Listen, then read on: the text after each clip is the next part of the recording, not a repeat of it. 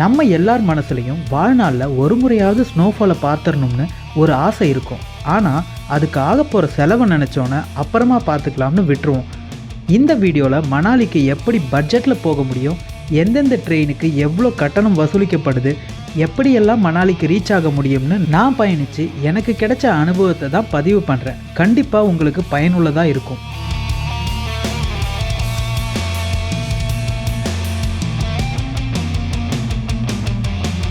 நம்ம eternal search சேனலுக்கு நீங்கள் புது வியூவராக இருந்தால் மறக்காமல் சப்ஸ்கிரைப், லைக் மற்றும் உங்கள் கருத்துக்களை கமெண்ட் பண்ணுங்கள்.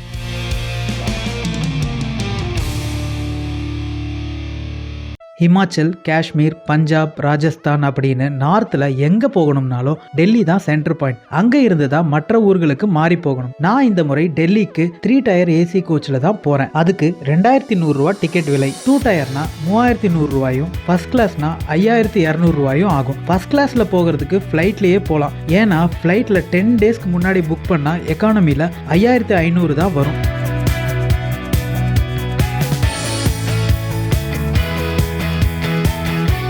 பட்ஜெட்டில் போகணும்னா ஸ்லீப்பர் கோச் தான் பெஸ்ட்டு. 810 ரூபாய் தான் ஆகும் டெல்லி வரைக்கும். ஆனால் 10 நாளைக்கு முன்னாடி ரிசர்வ் பண்ணுறது நல்லது. ட்ரெயினில் டெல்லி ரீச் ஆகிறதுக்கு சுமாராக 34லேருந்து 40 மணி நேரம் ஆகும். ட்ரெயினில் போகும்போது நம்மளால் ஒவ்வொரு ஸ்டேட் லாங்குவேஜ், அந்த உணவு, கலாச்சாரம் கொஞ்சம் கொஞ்சமாக மாறுறத உணர முடியும். அதுதான் ரயில் பயணத்தோட சுவாரஸ்யமே. ஸ்லீப்பர் கோச்சில் ட்ராவல் பண்ணும்போது கொஞ்சம் கூட்டமாக இருக்கும். ஆனால் ஏசி கோச்சில் அப்படி இருக்காது. அதுதான் ஏன்னு தெரில.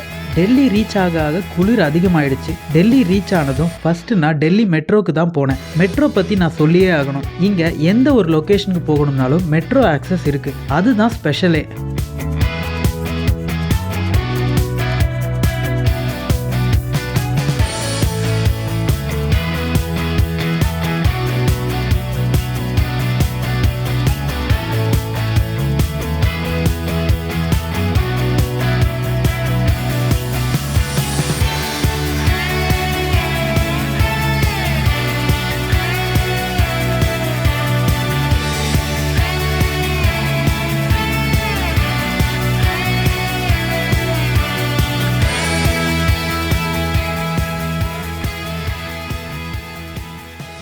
ரயில்வே ஸ்டேஷனுக்கு வர்றதுக்குள்ளே பத்தம் தான், இருந்தாலும் டைம் ஆயிடுச்சு. இங்கே கூட்டத்தை டிக்கெட் ஃபஸ்ட் எடுக்கணும். ரயில்வே ஸ்டேஷனில் இருந்து அந்த கூட்டத்தில் நான் கொஞ்சம் தூரம் நடந்து மெட்ரோவுக்கு வந்தேன். நியூ டெல்லி, ஹஸ்ரத் நிசாமுதீன் எந்த இடத்துல இறங்கினாலும் மெட்ரோ ஸ்டேஷன் போயிடலாம். ஸ்டேஷனில் காஷ்மீரி கேட்டுக்கு டெல்லர் மிஷினில் டெபிட் கார்டு யூஸ் பண்ணி டிக்கெட் எடுத்தேன்.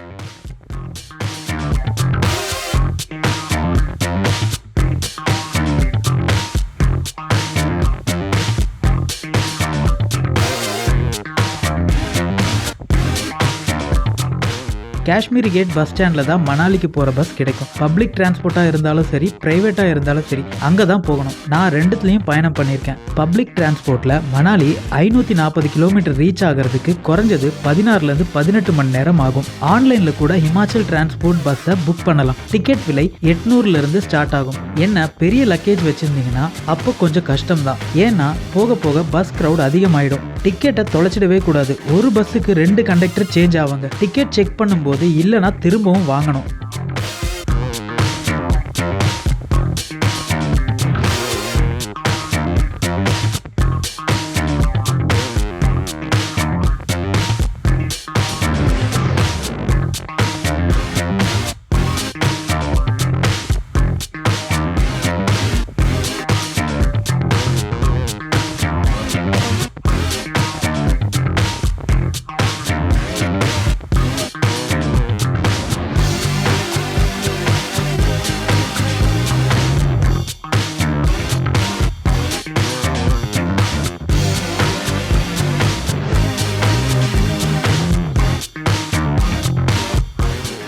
இந்த முறை நான் பிரைவேட் டிரான்ஸ்போர்ட்டில் தான் புக் பண்ணி போகிறேன்.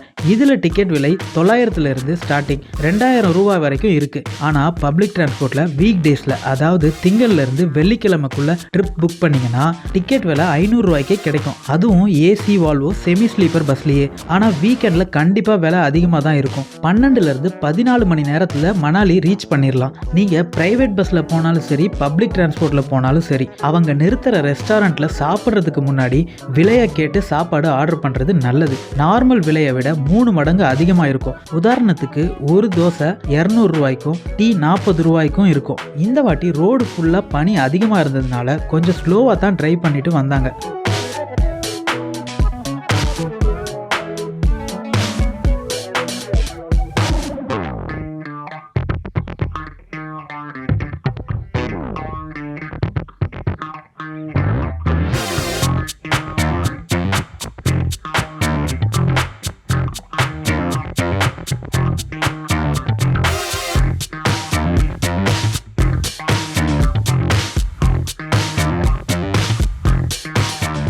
குழு மணாலியிலேருந்து மணாலி 45 கிலோமீட்டர்.